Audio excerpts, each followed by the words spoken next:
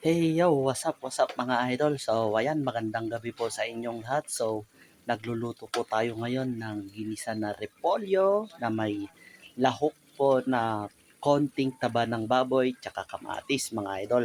So ayan, ito po, nakasalang na po yung repolyo po na ulam natin ngayong hapunan. Ito mga idol.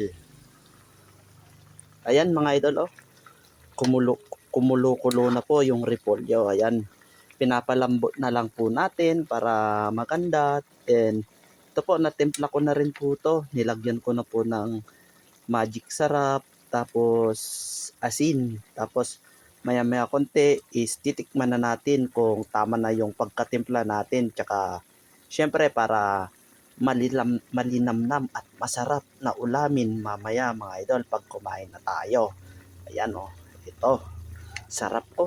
Repolyo with kamatis tapos konting taba ng baboy. Kaya mga idol, tara, lutuin muna natin to para masarap ang ating kain at masarap po ang ating ulam mamaya mga idol.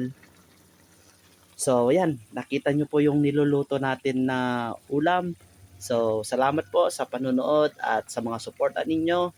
Please like and share po ng ating mga vlog mga idol. Salamat po. God bless.